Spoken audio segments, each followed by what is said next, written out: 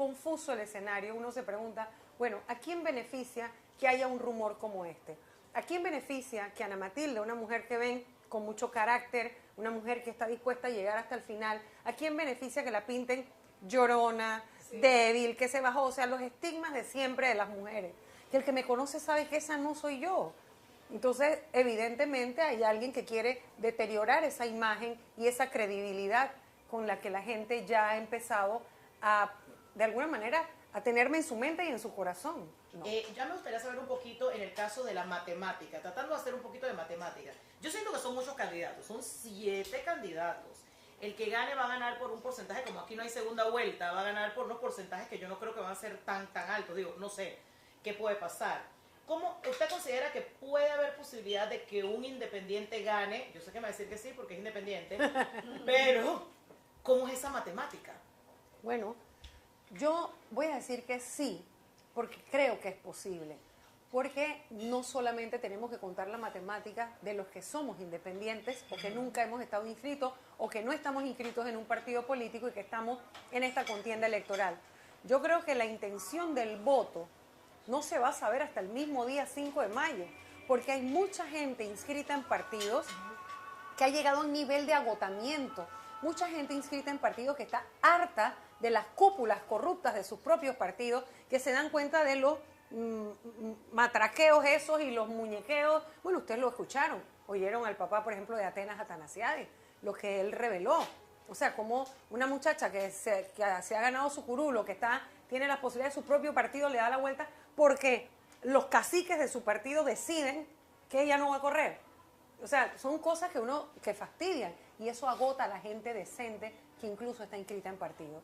Yo creo que puede haber una sorpresa. Aquí voy a hacer una de las preguntas que nos hicieron a través de mi direct de Instagram, todos mis seguidores, y es Gerania, y ella pregunta, ¿por qué usted elige al señor Jorge Arango como vice suyo, que corre con usted en esta contienda cuando fue parte de este gobierno? Porque precisamente el doctor Arango trae consigo una experiencia que solamente dentro del monstruo se puede adquirir.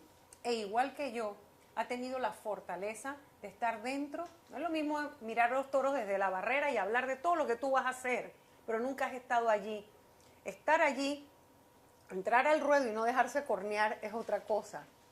Esa experiencia que él comparte conmigo, de que conocemos por dentro cómo funcionan las cosas en el servicio público, nos permite que ninguno de los dos tiene que llegar a aprender. Aquí no estamos para financiar. En este momento el país no está para aprendices. Exactamente. Yo le tengo miedo a los aprendices. Así mismo es. No estamos para ensayos.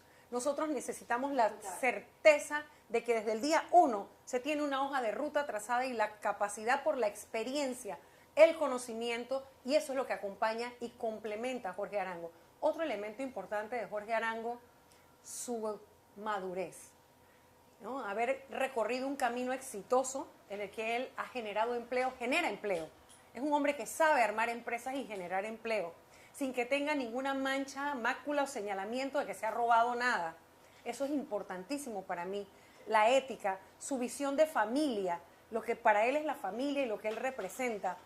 Y además, y por encima de todas las cosas, su conocimiento del agro, porque ese es un sector que es importantísimo para la reactivación económica del país y que es una canallada lo que se ha hecho con el sector agropecuario en nuestro país. Señora Ana Matilde, en base a su reciente experiencia, esta pregunta la hicieron a través de Twitter, ¿cree usted que se debe mantener el sistema de recolección de firmas para los futuros candidatos independientes? ¿Usted recomienda hacer una primaria entre ellos? Dos cosas. El sistema de recolección de firmas debe darse, pero de manera biométrica, de manera digitalizada. Es un absurdo que en el siglo XXI Panamá todavía esté buscando para confirmar si se parece, si escribió más o menos igual. Eso es una cosa, eso es totalmente obsoleto. Así que yo diría, la recolección hay que mantenerse, hay que recoger firmas y luego de recoger las firmas de manera biométrica que permita una verificación instantánea de la certeza de la existencia de la persona y de la veracidad de la firma, luego todos los que hayan llegado a un mínimo, pasar unas primarias y tener un solo candidato independiente sería para mí una gran fuerza para contrarrestar la impronta de los partidos políticos. Licenciada Matilde, han estado, ahora el tema de las encuestas se ha complicado un poco porque hay que cumplir con una serie de procedimientos, registrarla ante el Tribunal Electoral. Si no la registraste no puedes hacer nada. Hemos visto que hay dos medios de comunicación que están publicando encuestas, La Estrella de Panamá y Metro Libre. Y en estas encuestas, Laurentino Cortizo está por encima del 50%. Y estamos observando a distancia los otros candidatos y un elector decidido por quién va a votar, porque los niveles de indecisos prácticamente ya están por debajo del margen de error, en una 1.3% y en la otra 5 o 6%, faltando más de un mes para las elecciones. ¿Qué piensa Ana Matilde de estas encuestas en este momento? Que eso no es verdad. Yo no tengo ninguna confirmación científica para poder descartarlas con la contundencia que quisiera en este momento, pero sí tengo suficientes rumores, ¿verdad?, de la rumorología esa de la calle, de cómo se trabajan esas encuestas y que quien las paga siempre consigue que las encuestas digan. En esas no, porque en cualquier día se equivocan y se pasan y va a haber que ir a votar por Nito en Costa Rica. Porque me explico, que es una cosa ya que es como exagerada. Ese nivel o ese margen de indecisos no me parece real. Okay. No me parece real. ¿Usted maneja otros números, otras encuestas? Sí, ¿Se están haciendo estudios? sí, que esto es entre Nito Cortizo y Ana Matilde Gómez. Vaya, contundente. Yo quiero irme a lo siguiente. Usted como diputada independiente llegó de una forma que todos nos quedamos, wow, o sea, cantidad de votos independientes, todo. Mi pregunta es la siguiente.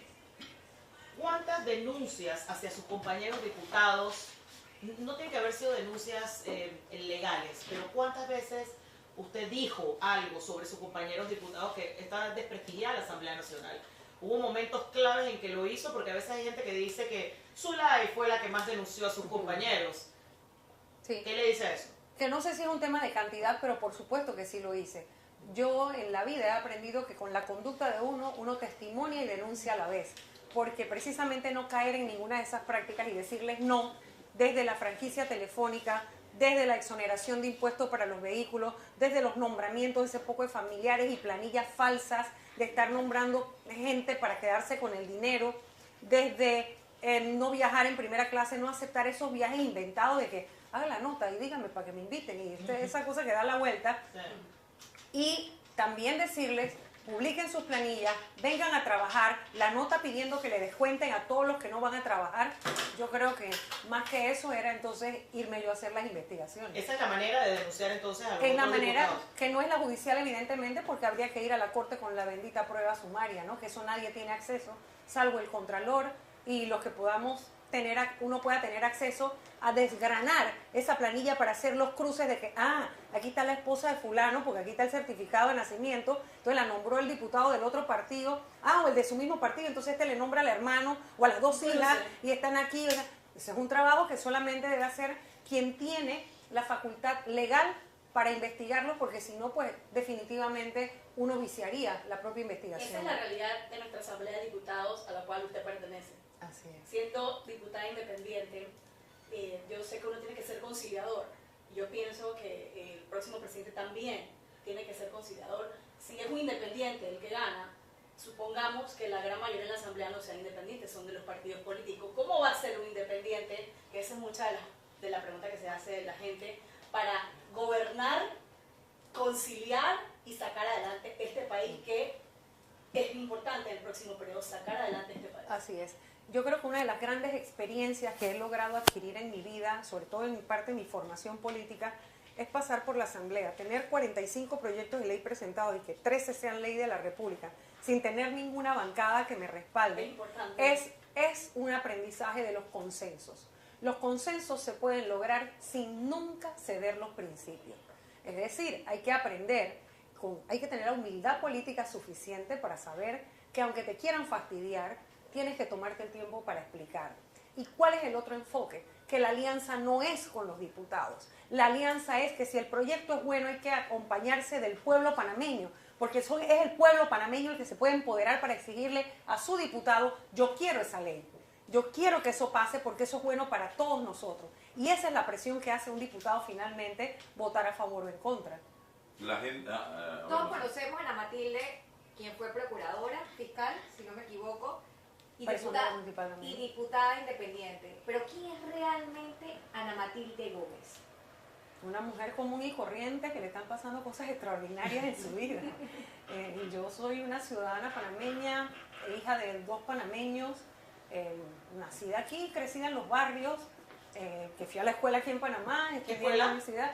Estuve en varias. Todavía mi mamá, todavía mi mamá no me ha terminado de aclarar bien eso, porque mi hermano hizo toda su escuela en el Colegio Javier. Ajá. Tiene sus amigos de toda la vida, los mismos, porque yo no sé qué es lo que pasaba conmigo. Era como muy inquieta, ¿será? Yo comprendo esas cosas. Sí. Bueno, y también, bueno, sí, un poquito, porque mi mamá dice que en algún caso, en la primera que yo estuve, le dije, sácame de aquí. Entonces, algo pasaba, ¿no?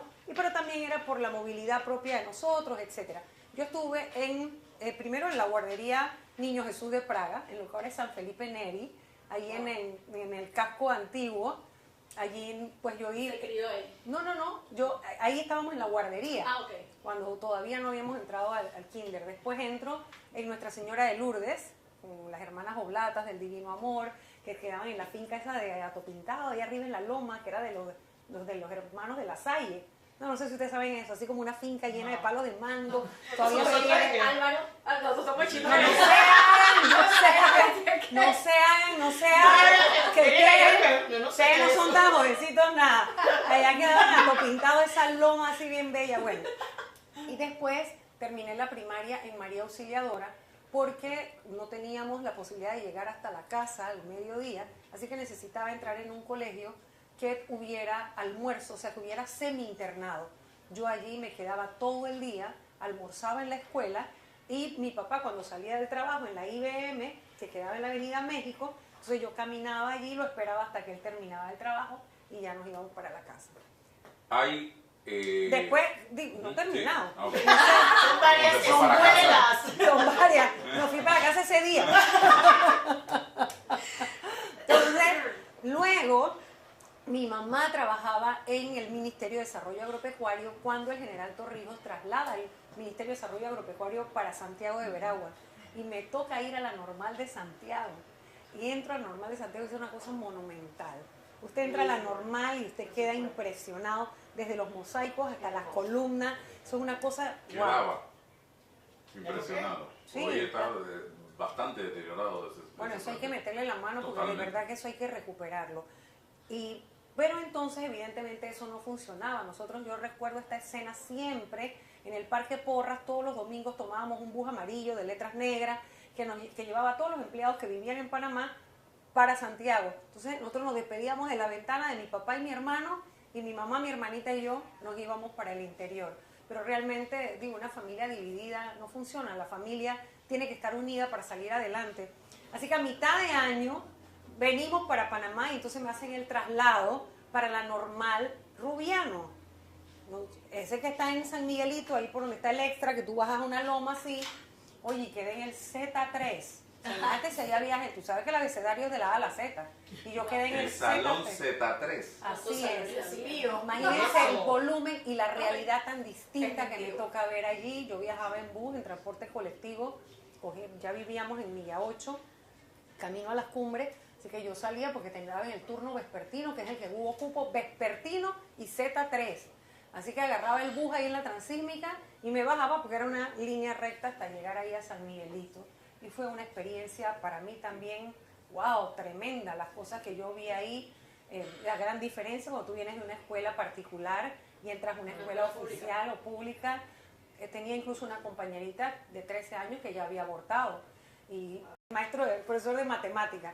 Y yo dije, es un número finito porque el Instituto de Estadística y Censo de la Contraloría General de la República...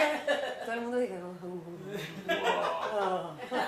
sí, es duro, pero yo creo que eso ayudó a mi capacidad de adaptación. De ahí ya paso al Instituto Pedagógico y de segundo año hasta que me graduó, termino ahí en el Instituto Pedagógico. Eran bastante escuelas. Eran bastante. Te lo dije. Álvaro, sigo yo. Sí, se está invitando al panameño a votar bien, porque llevamos precisamente casi 30 años de estar entre escogiendo al menos malo o votando en contra de. Vamos al tema de Ana Matilde Gómez. para ver si es votar por la mejor. Pregunto, ¿qué puede ofrecerle al país o entregarle al país Ana Matilde Gómez de su trabajo dentro de la asamblea? Una asamblea que hoy no pasa de 2,9 si vamos al análisis real en calificaciones de 1 a 5 como calificamos en la escuela de este país. ¿Qué diferencia Ana Matilde Gómez del resto de los diputados de la República y qué hizo durante estos 5 años que puede presentarle al país como logros? Una gran cantidad de cosas, basta que vayan a revisar. No solamente es una asistencia perfecta, que es un récord que para mí, a mí no me gusta estarlo diciendo porque me parece lo mínimo que uno debe cumplir cuando le pagan un salario.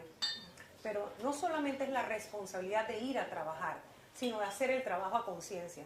Ahí está el récord de la gran cantidad de veces que yo me he manifestado en periodos de incidencia, la cantidad de leyes que yo he impactado, que incluso las que no he presentado yo individualmente, las he podido ayudar a mejorar o de alguna manera he podido intervenir en ellas para poder hacer algún cambio, decirles que por qué no se debería aprobar o por qué debe hacerse de manera diferente.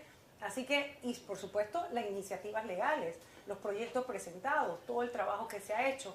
Así que yo creo que no solo el trabajo de allí, el trabajo de la Procuraduría General de la Nación y mi propia persona da cuenta de una mujer con mucha capacidad de trabajo, muy entregada al trabajo, con una profunda vocación de servicio público. Yo no estoy en esto porque no tenga otras opciones para trabajar. Yo estoy en esto porque me gusta. A mí me gusta el servicio público. Esto es una opción en mi vida, no la última alternativa. Así que lo que yo pongo es exactamente la trayectoria, igual que la de Jorge Arango. O sea, nosotros lo que tenemos es experiencia, que es lo que marca la gran diferencia. En el tema hay un tema que para mí es como imperdonable y pasan gobiernos y no pasa nada. El tema del agua en Panamá, ¿cómo es posible? Incluso en la propia ciudad de Panamá, no digamos el interior de la República, y todos llegan, vamos a ponerle agua, ¿cómo algo tan vital para el ser humano que es el agua? O sea, para bañarse, para comer, para todo. ¿Cómo es posible que en la ciudad de Panamá y en el interior hayan barreras sin agua? O sea, esto no se puede arreglar, no hay forma humana de arreglarla. Y ahora viene una sequía. Yo lo entiendo. Va a ser Hasta peor todavía. junio. Y esa fue O una sea, promesa de campaña del señor Varela, 100% agua. Y a mí me parece que es imperdonable, es inaceptable. La Eso. propuesta concreta que tenemos es la descentralización del IDAN, transformarlo en varias empresas públicas, no privatizarlas, pero descentralizarlo y colocarlo en los distintos lugares del país donde los técnicos digan que tiene que estar, así como verificar bien la toma de agua de las fuentes para tomar el agua para poder hacer las potabilizadoras que no estén contaminadas. Y es inaceptable que en este país, mientras que hay gente que lava edificios con agua potable, hay niños que toman agua de hoja de zinc o de lo que cae del techo. Y no estamos hablando solamente de las áreas muy alejadas de la ciudad. En la periferia de esta misma ciudad, el domingo que estaba en las garzas de Pacora, hoy no había agua. Hoy que estaba en el Chorrillo, aquí en el mismo centro, hay calles que tienen problemas de agua desde hace un mes, 2 meses. Y por supuesto el tema de las excretas, el tema de las aguas servidas, pues el tema... Pero esto tiene solución. Por supuesto que sí, esto hay que despolitizar el IDAN, hay que pagarle bien a los técnicos. Panamá, precisamente yo creo que por haber tenido el gran privilegio de ser la cintura tan estrecha y tener la posibilidad del canal y el agua que todo el mundo decía es la mejor agua del mundo, el agua mejor del mundo, eso nos fue haciendo como muy cómodos y hemos llegado a un punto en el que Panamá tiene que saber que el agua no es inagotable, o sea, no es un bien, no es un recurso inagotable. Panamá en cualquier momento tendría, si el cambio climático, el calentamiento global y sus manifestaciones de cambio climático siguen como van, lluvias cada vez más intensas, sequías cada vez más prolongadas, nosotros vamos a tener esas manifestaciones, vamos a tener que, como dijo alguna de ustedes dos, debatirnos entre pasar barcos, regar los sembradíos para comer o tomar agua potable, y eso es lo que no queremos. Por eso todas las decisiones tienen que ser en base a la sustentabilidad y sostenibilidad del ambiente.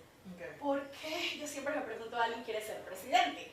Con tantos problemas que en estos momentos tenemos, yo considero que Panamá es un país bendecido, de verdad.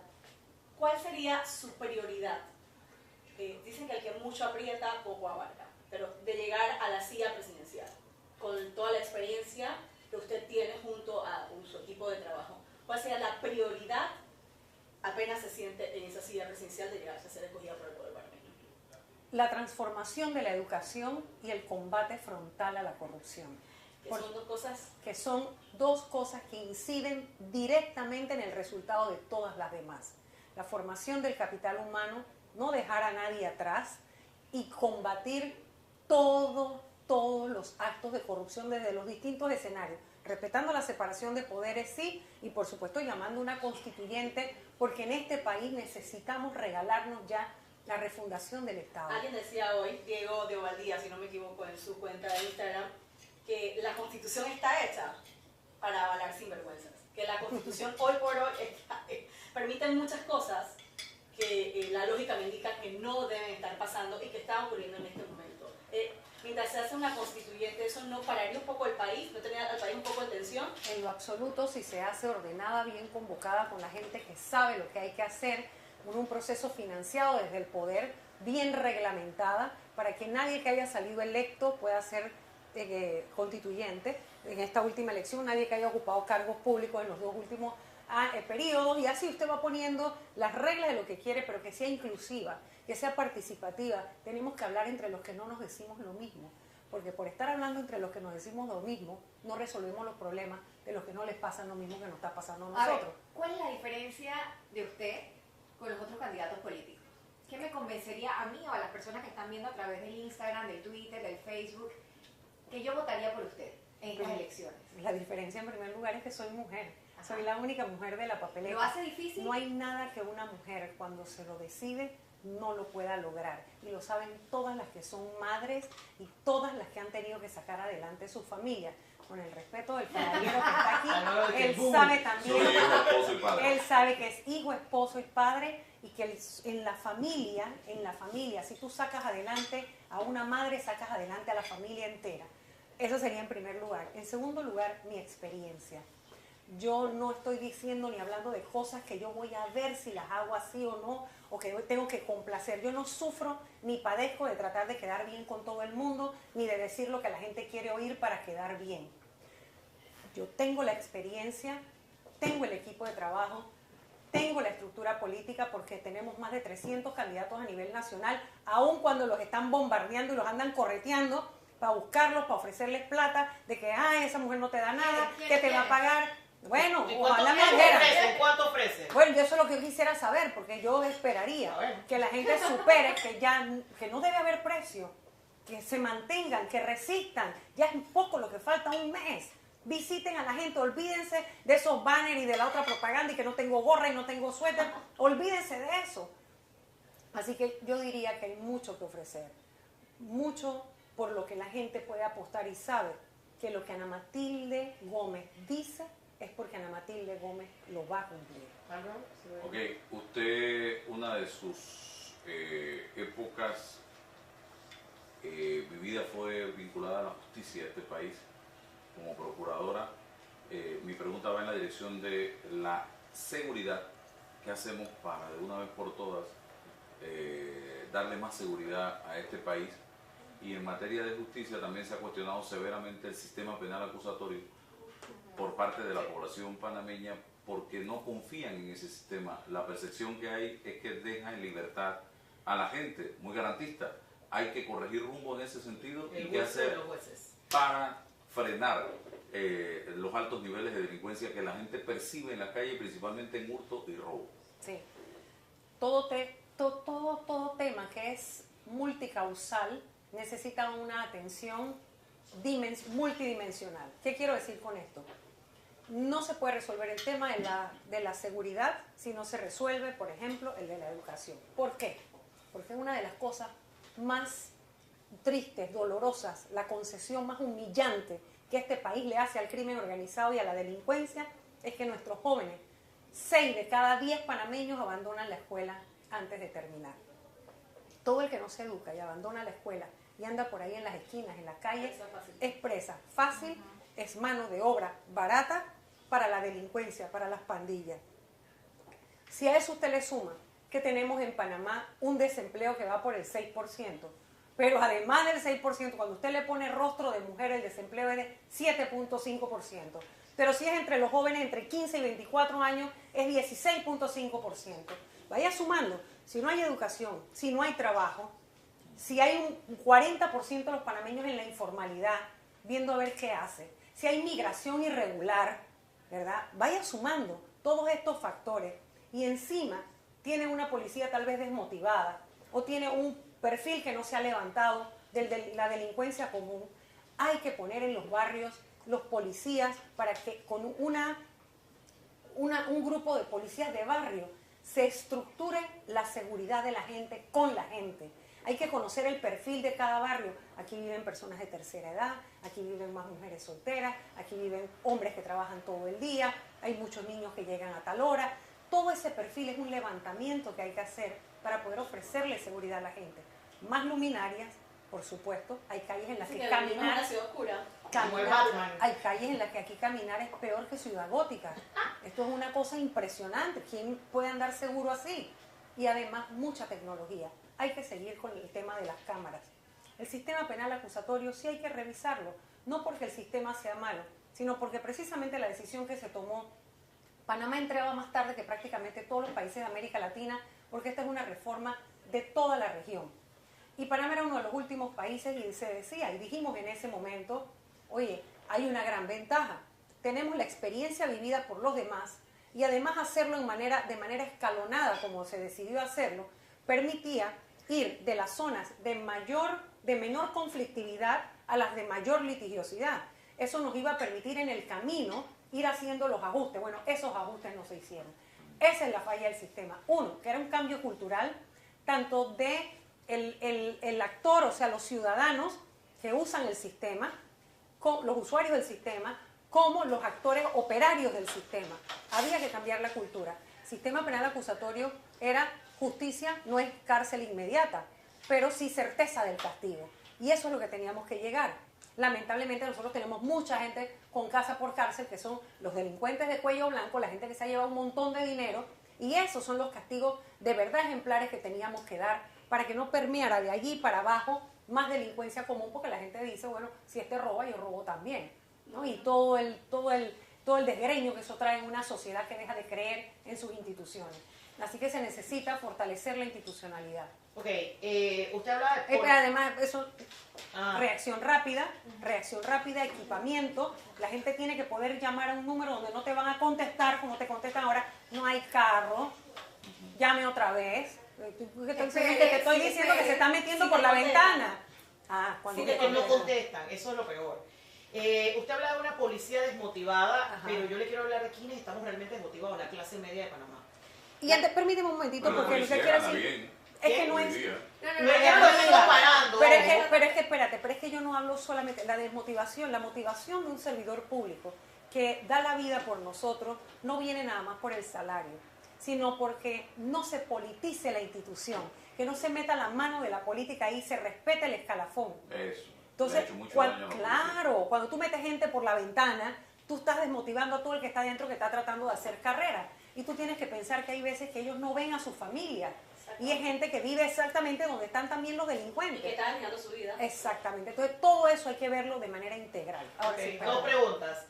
La clase media, todos los que estamos sentados aquí, los camarógrafos, los productores, todos, somos una clase media trabajadora. Yo también, no me deje por fuera. Aquí va Ana Matilde dentro de la clase media trabajadora. Ya vimos de dónde viene y todo eso, cogía bus y todo. Yo creo que yo no cogí un bus nunca. Pero soy clase media trabajadora, soy madre soltera, mantengo a mi hijo. La beca de Rómulo. Ay, mira, eso. Ahora vamos para allá. Entonces, ¿qué pasa? La clase media es lo más ahorcado que hay. No solamente en impuestos, no solamente en lo que cuesta la escuela privada, que hacemos un gran sacrificio para tener a nuestros hijos en escuelas privadas y cuestan carísimas. Eso no hay nada que hacer, yo sé que eso es oferta y demanda. Pero ¿qué vamos a hacer con la clase media? Hay subsidios, miles de subsidios para la clase baja. Los ricos son ricos y los que estamos aquí estamos ahorcados. Yo nos sentimos panameños. Yo me siento panameña. Aquí hay beneficios y tú sabes que ese tema nos llega y me da rabia. Nosotros nos da y mucha gente que está viendo, porque lo dije la vez pasada con el candidato Blandón, y lo digo otra vez, la gente o los políticos dicen, deja a la clase media, que ellos tienen que estar trabajando. Pero vienen Porque subsidios acá, por todos lados. y hay subsidios por todos lados. No, y nosotros somos los que pagamos ese subsidio de nuestros impuestos. Entonces, yo no creo que en los subsidios o en la gran mayoría de los subsidios esté la respuesta. O la solución. O la solución. Pero ¿qué hacemos con ¿Qué nosotros, la hacemos? clase media? Y entiendo perfectamente porque también soy clase media Esta rabia. trabajadora y soy hija de trabajadores. O sea, toda mi vida, mi familia, todo el mundo siempre ha trabajado para alguien, Exactamente. porque aquí no hay ningún gran empresario, ni dueño de ninguna empresa, etcétera. Lo entiendo perfectamente. Ahora bien, si no vamos a dar subsidio a la pobreza, por acá abajo, tampoco vamos a dar entonces exoneraciones a las empresas cuyas utilidades son las exoneraciones. Ahí está Panamá por 20 años, $1 millón, eso es inaceptable. Porque allí vendría parte del dinero que se necesita para redistribuir. ¿Por qué la clase media lleva el peso? Porque nosotros somos los que cargamos con el costo de la legalidad. Porque es que el que vive en la informalidad, todo el que está afuera del sistema, no lo agarra el sistema. Y el que está arriba lo evade. Por eso estaba bien aprobar la ley que no se evadiera impuestos, contra la penalización de la evasión de impuestos. Porque sí hay gente que se pone en la tarea de evadir impuestos. Y el aquí abajo está exonerado del impuesto. Entonces la carga es de nosotros. Y lo que no nos dicen es que somos uno de los países más caros del mundo. Sí, somos Sí, nosotros. ¿Y la luz qué? ¿Y el supermercado qué? Entonces hay que revisar, todo. hay mucho subsidio cruzado y hay que revisarlo. Y por supuesto que la política económica, que tiene que ver con la política fiscal también del país, se puede revisar. Si quien ha dicho que eso no se puede revisar. Hay muchos mecanismos que se pueden emplear para incentivar, ¿verdad? Para de alguna manera que ese niño que tú tienes en una escuela particular, tú le estás quitando un peso al Estado. Pero mi compromiso, ¿cuál es? Ponerte las escuelas oficiales tan buenas que tú no tengas que Como en llevarte otros el países dinero. en donde las escuelas públicas es Pero de lo qué pasa máximo. eso, mi hijo se graduó de la escuela. ¿Qué podemos hacer rápido para nosotros? Estamos hasta aquí en verdad. Yo soy Serio. una mujer que cree mucho en la educación. Y yo creo que uno de los grandes y lamentables problemas que tenemos en Panamá es nuestra educación. Y yo me voy a desviar un poco del tema y voy a hablar de la inclusión. Yo tengo un niño que tiene una condición. Y meterlo a la escuela, y lo veo con muchas mamás, yo tengo la fortuna que yo tengo 3 trabajos, y lo meto en una escuela y tengo que llevar un tutor, una persona que se encargue. Pero no todo el mundo tiene esa fortuna, ¿sabes? Entonces, y he visto casos de mucha gente o mamás que me están viendo y que están ahí siguiendo, que les cuesta insertarlos en el sistema escolar cuando eso es un derecho, el sistema escolar público. ¿Qué políticas o qué iniciativas tiene usted en su plan de gobierno para una verdadera inclusión en las escuelas privadas y en las escuelas públicas? Que se respete la ley, pero además que se entienda que la educación especial o los educadores especiales no se improvisan. Exacto. Tú no puedes meter en un salón de clases con 40 niños a 2 o a 1 o 2 o 3 con alguna necesidad especial, un grado de discapacidad y ponérselo a cualquier maestro. Eso no puede ser. Así que lo principal es cumplir con la ley. Y claro que tiene que haber inclusión, pero eso hay que enseñarlo desde el parvulario, para que el resto de los compañeros tengan la sensibilidad desde que van creciendo, que ese niño tiene derecho a ser respetado en sus diferencias, pero tiene derecho a ser considerado un igual. Total. Así que yo sí creo en eso y además creo que es un compromiso porque en este país de cada 3 familias, una tiene un niño o una niña, un hijo o algún familiar.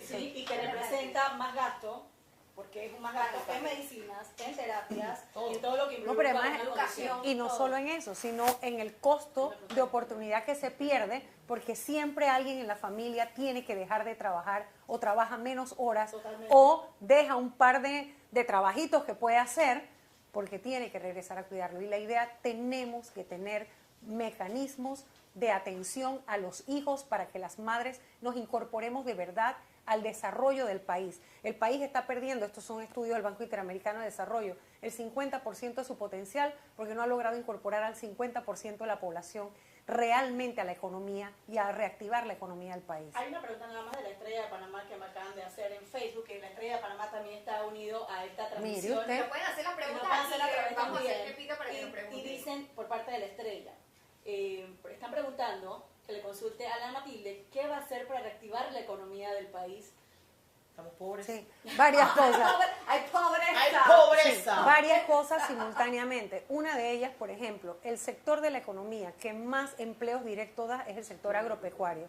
Ahí hay 275.000 personas y sus familias que viven de lo que están haciendo, pero el Producto Interno Bruto de esas personas per cápita es solamente de $3.000 al año. O sea, tenemos más de 275.000 personas haciendo algo que los mantiene pobres. Entonces, inmediatamente hay que darle al productor la garantía de que su cosecha se le va a comprar y se le va a comprar en tiempo oportuno, se le va a pagar.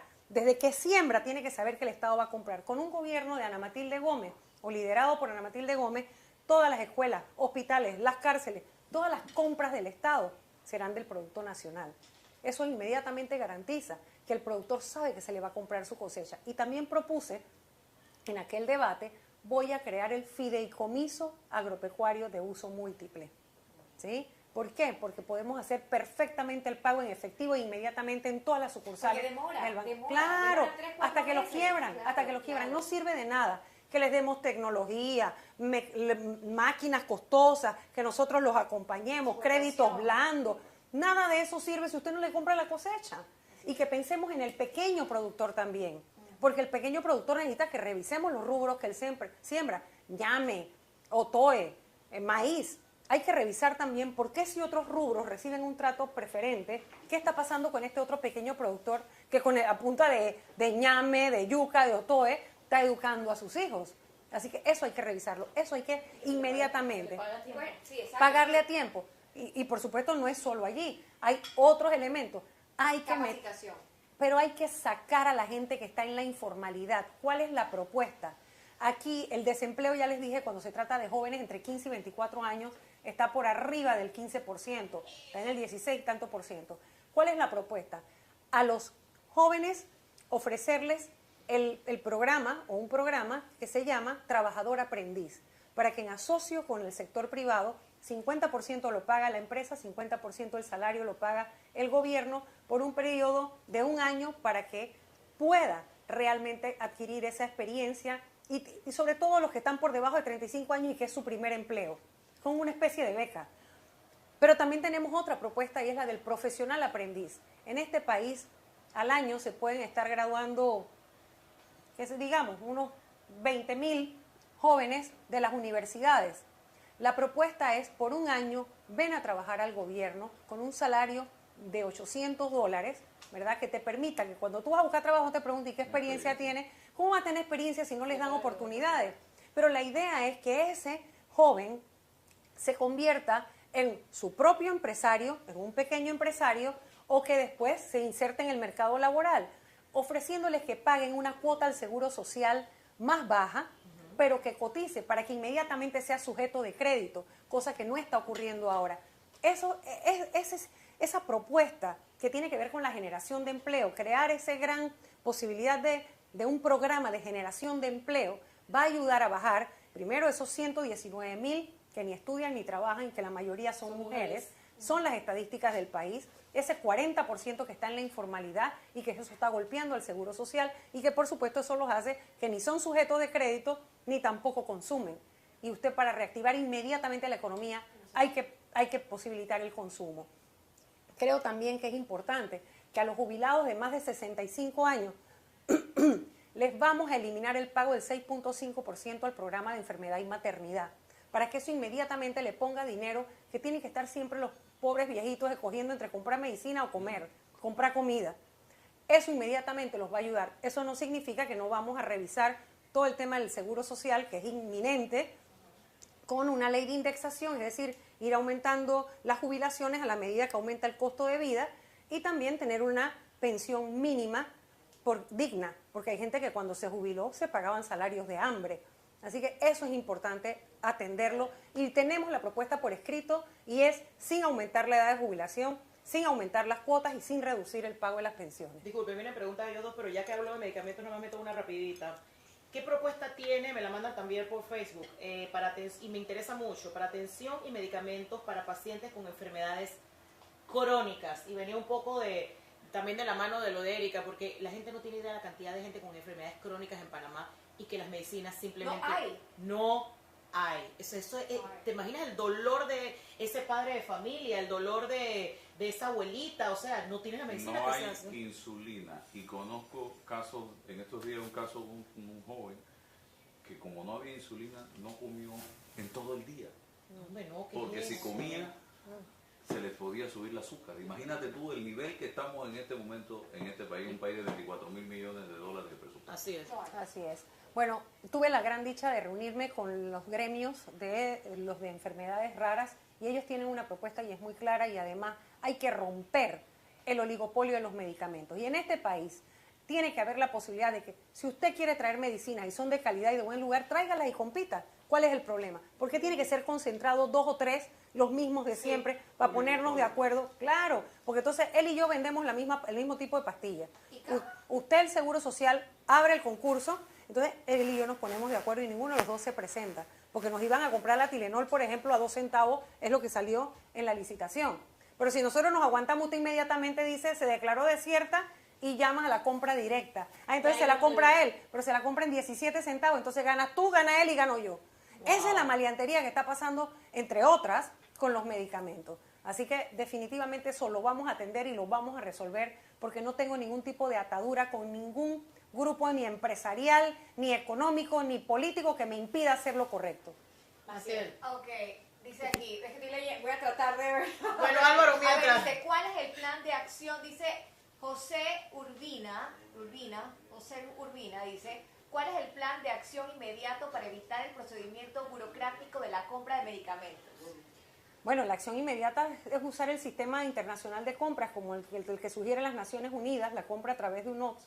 Eso se puede hacer, el país no se tiene que declarar ni en estado de emergencia ni nada que se parezca para romper eso. Tú bajas los precios o compramos internacionalmente, que el país puede comprar Minsa y Seguro Social, sea juntos, una compra más grande que baja el precio por el volumen de compra.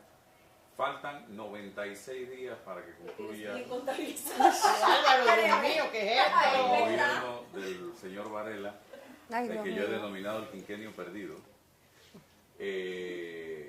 por muchas razones, motivos y circunstancias que el país está viviendo en este momento.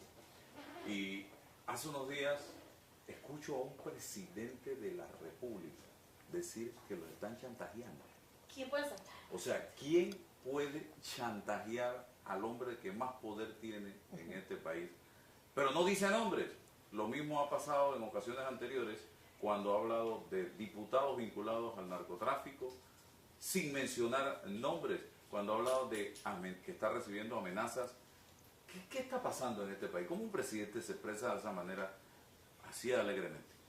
Y por eso es que es importante que el Consejo de Seguridad Pública o Nacional, y así como la Unidad de Análisis Financiero y todos los organismos de inteligencia a los que tiene acceso el presidente, se judicialicen y se despoliticen, para que toda esa información que existe y que lo más seguro es que él la maneja y él sabe quiénes son los que andan en eso y los que pueden estar en eso, realmente reciban el castigo que se merecen y no sea solo información para que el presidente pueda tratar con ellos de alguna manera para presionarlos. Y definitivamente el presidente, si alguien se atreve a chantajearlo, es porque alguna vez ya cayó. Porque un presidente que se deja chantajear es porque alguna vez se sentó a negociar con algún chantajista. Y no sabemos cuando él ha hecho sus pactos de gobernabilidad en qué es lo que haya quedado. Así que él es el que le toca explicar. Solamente él puede explicar qué fue lo que quiso decir ahí con esa semejante cantinflada. De llegar usted a ser presidenta de la República, ¿sumaría al gabinete o alguna posición importante alguno de los otros 2 candidatos por la libre postulación? Estamos hablando de Ricardo Lombana y Marco Amelio.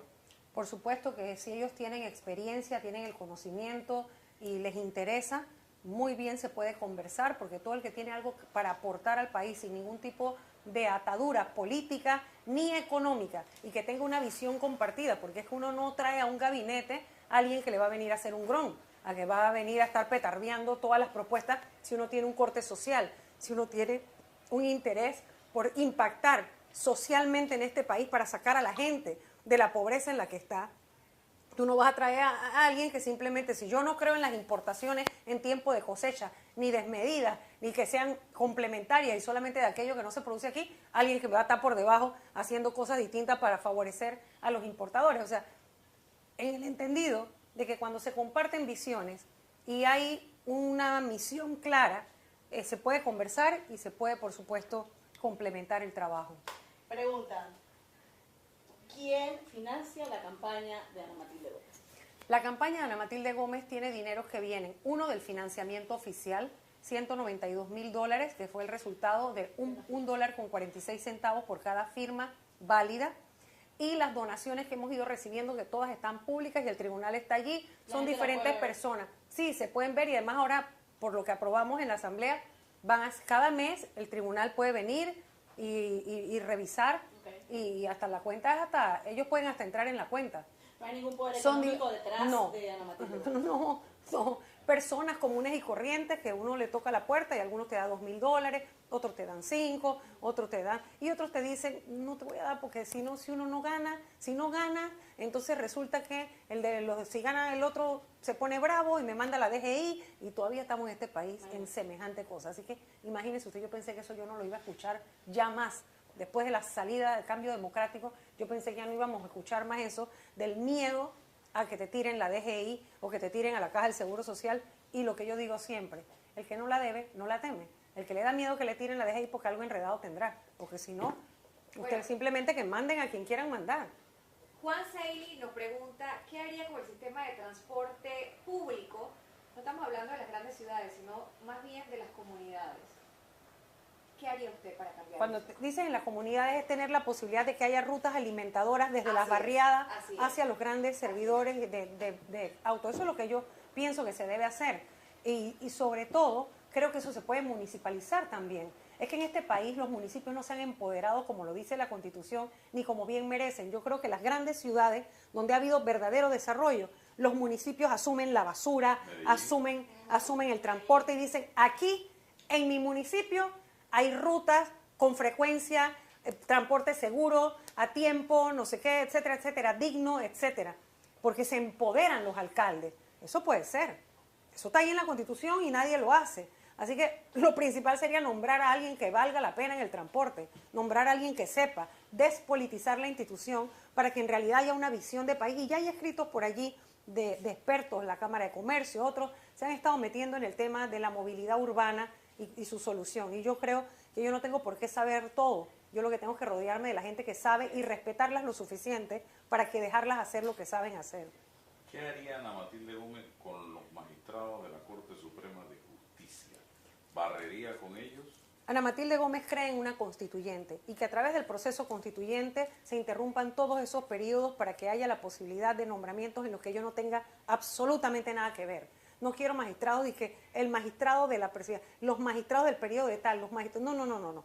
Vamos a un proceso con un Consejo Superior de la Judicatura, con nombramientos que no tenga para nada que ver ni con el presidente ni con la Asamblea. Vamos a cambiar ese método porque ese método ya nos demostró que no funciona. Ya el sistema político del país colapsó y el que no lo quiera ver no está entendiendo el país en el que está viviendo. Aquí no hay tiempo para que 2 asambleas y que vamos a esperar que el ratón, que el gato deje de comer ratón o que el ratón no se coma el queso. No sé cómo es una historia de que yo todavía no conozco ningún tigre que se vuelva vegetariano. Así que vamos a hacer los cambios fundamentales que demanda el país y eso, la arquitectura política es parte de ellos y una parte importante porque no podemos seguir con esta desconfianza. No se puede seguir en un sistema en el que la gente piensa que la justicia tiene precio, porque entonces, ¿a dónde vas cuando el ladrón es el juez? Entonces, eso acaba con cualquier economía y acaba con cualquier sistema democrático. Y desmoraliza al ciudadano. La mayoría de los procesos que se iniciaron en esta administración con Kenia Porcel se están cayendo o se están demorando y dilatando para quién sabe qué al final. Y habría que hacer las auditorías para ver si realmente se están cayendo o lo están tumbando, Exacto. porque no es lo mismo. Exacto. Ok, yo tengo una pregunta. Despacho de la primera dama. Hay gente que ha propuesto, he escuchado a algunos candidatos eliminar el despacho de la primera dama. Yo he visto cosas maravillosas que han hecho despachos de primera dama. En este caso tenemos una candidata mujer. ¿Qué pasaría con el despacho de la primera dama y estas cosas que sí ayudan a diferentes personas o comunidades o cosas que se hacen a través del despacho? Sí, sería muy claro, yo caería muy bien de repente si yo digo, lo voy a cerrar ya porque ese es un despacho que se inventó para detener a las mujeres de los presidentes para que no lo estén fregando. Eso está bien, eso tal vez sería, ¿verdad? Sería lo que hace la gente, ¡guay, Ana Matilde, qué bien, vamos contigo! Pero no se trata de ese populismo. Lo que hay que identificar primero, y que lo he dicho siempre desde cuando era procuradora, es que los despachos de las primeras damas tienen un gran problema de desvío administrativo. Y es que la primera dama no es servidora pública y maneja fondos públicos. Eso es algo que hay que corregir, porque precisamente por eso a veces se meten en problemas. Lo que sí tiene que quedar muy claro es que mi esposo ya tiene trabajo. Él no anda buscando trabajo. No es el primer damo, Él eso no va a pasar. El primer caballero. El pero primer él no, caballero, él la no cosa. anda, Cuando pero- la presidenta pero- de ella, su hermana era la primera dama. para allá no va ninguna hermana, Sí, ningún estaba pariente preguntando mío. eso, me estaba Para allá no va preguntando ningún pariente mío, pueden tener la plena certeza que no. O sea que no habría despacho, ¿o qué harían? El despacho no tiene por qué ser la titular, no tiene que ser con el nombre Una del hermana, despacho. claro. Lo que hay que llegar es a identificar bien qué es lo que se está haciendo allí, cuánto se maneja, en qué forma se maneja y si eso no se puede redestinar a las instituciones que por mandato legal de su propia ley orgánica tienen esa misión. Eso es lo que hay que ver. Si ese es el caso, se cierra sin ningún problema porque no tendría sustento. Si hay programas con enlaces internacionales que no tienen como contraparte una institución pública, sino que lo hacen a través de las donaciones o los acuerdos internacionales por vía de despachos o de organismos internacionales a ese despacho, hay que encontrar uno, o la posibilidad de que venga a cualquiera de las instituciones del gobierno central, o entonces mantener el despacho que no tiene que ser con el esposo de Obras la sociales presidenta. del Ministerio de la Presidencia. Una pregunta cada uno. No, habría, porque es que faltan uno 5 minutos. andar hablando así libremente es porque, bueno, porque tú quieres decir, como tú quieres ganar de todas maneras, tú dices lo que la gente quiere escuchar y La bueno. demagogia, ¿no? Ah, Y bueno. el populismo, unión igualitaria. Su posición sobre eso. Mi posición sobre eso es que todo lo que sea civil es un derecho. Yo no veo la razón para entrar en conflicto con la cultura mayoritaria del país que entiende el matrimonio como la cooperación sexual entre el hombre y la mujer a propósito de la procreación. Entonces, el matrimonio tiene ya como una reserva, un patrimonio en la cultura madre panameña. ¿Por qué hay que entrar en ese conflicto? No hay ninguna necesidad. Pero ¿A nivel legal? a nivel legal las uniones necesitan el reconocimiento de todos los derechos que ellos se merecen por aquello del testamento, por aquello de los bienes, por aquello de la atención de salud, por aquello de la herencia, por aquello incluso de que sabemos que hay familias que han desconocido un hijo o una hija por su lesbianismo o por su homosexualidad y cuando muere, que son la persona que le ha acompañado toda la vida, toda la distancia, que estuvo ahí en la enfermedad, la familia viene y barre y le quitan todos los bienes y esa persona queda en la calle. A mí eso me parece una tremenda injusticia. Ya, tres cosas que la hacen incorruptible. Y eso nos lo pregunta rapidito Isabel PA8. Tres cualidades que usted la hacen incorruptible para ser la presidenta de la República de Panamá. Uno, la educación que recibí, el ejemplo de mis padres y que siempre estoy pensando, Dios me ve. Y segundo, que soy madre y eso es una tremenda lección que yo tengo de por vida para con mis hijos. Un compromiso moral para siempre. Esta pregunta se la hice al diputado, al señor Blandón la semana pasada.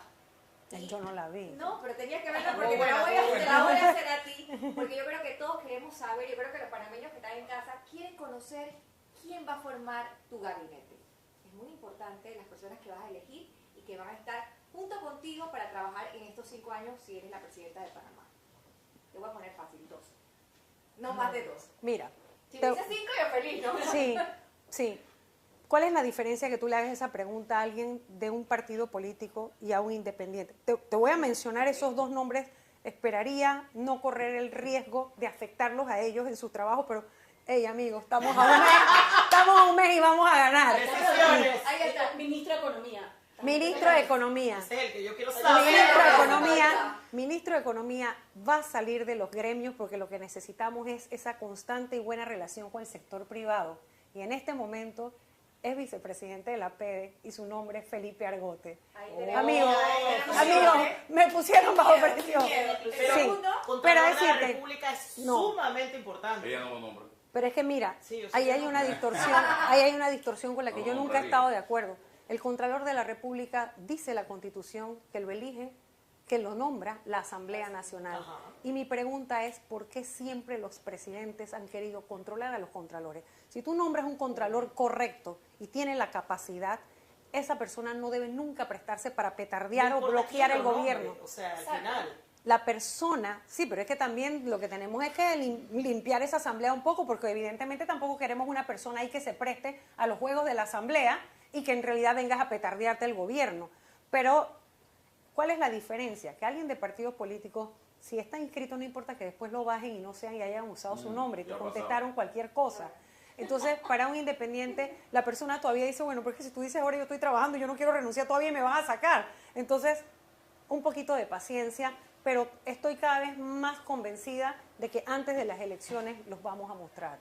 Yo creo que ya para cerrar vas a hacer una más o qué. Es que ¿Dónde vas, Álvaro? Se fue parando, yo no sé.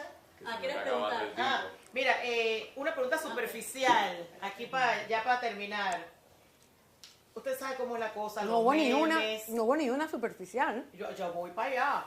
Los memes, la cosa. ¿Qué estaba pasando allá en el agro? Que usted estaba con en Alaska, abrigo, cosas. Y después de la entrevista, yo me paro de aquí. Yo lloraba de la risa.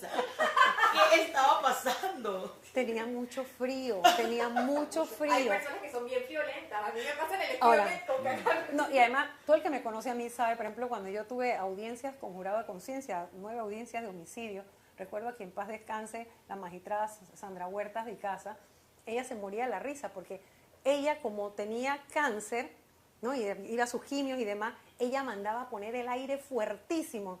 Y cuando le tocaban audiencias conmigo, apenas yo terminaba mi alegato, me sentaba y empezaba a sacar del maletín unos guantecitos, Guantes. unas medias, una bufandita, y empezaba como a transformarme. Y la magistrada se moría de la risa, porque es que a Una ella... morgue. Ahí. Eso es, de verdad que sí. Entonces, yo soy muy friolenta y de verdad que le agradezco a doña Lilinés, la esposa del doctor Arango, ella en un gesto tan desprendido que a mí de verdad yo me sentí como una hija. Me sentí tan, tú sabes, ella se quitó su abrigo, porque ese abrigo azul, que el azul. ajá, es de ella. Entonces ella se lo quita y me lo entrega y usted, o sea, eso es una cosa que yo sentí, o sea, esto me lo tengo que poner, porque además estaba con frío. Ya después, a medida que fui entrando en calor y fui repartiendo Cambio de outfit. y la luz me estaba enfocando, entonces me fui quitando ropa. Esa fue la pregunta superficial. Cierra, Álvaro, que ya llegamos al final. Libertad de expresión. Finalmente lograremos tener libertad de expresión con Ana Matilde Gómez en la presidencia. ¿Lograremos tener libertad de expresión con Ana Matilde Gómez en la presidencia? Por supuesto que sí, porque yo soy una mujer defensora de los derechos humanos y entiendo perfectamente que la libertad de expresión debe coexistir con el derecho a la información y también el derecho a la intimidad. Entiendo perfectamente que la libertad de expresión es poder decir lo que uno piensa sin tener consecuencias por ese pensamiento. Así que yo puedo no estar de acuerdo, como decía el gran ilustrado, el gran autor del periodo de la Ilustración, puedo no estar de acuerdo con lo que tú dices, pero daría mi vida por defender ese derecho que Lo tengo. último, Erika, La y última cerramos. pregunta que le hicimos al candidato Blandón. Ustedes cierran ¿Dónde 4 salió? veces. Ay, No horrible, para tener. que Ya, está bien. En Sí. ¿Qué palabra define los siguientes nombres? Ricardo Ay, Romana. Una palabra. Con no, características. nuevo, Déjela Ok. pensar, oye. Saúl Méndez. intenso, Ok. José y Blandón. inteligente, Rómulo Rux. astuto, Y Nito Cortizo. perseverante, Amelio. Marco Amelio. fuerte. Bueno, llegamos hasta aquí, señores. Muchísimas gracias.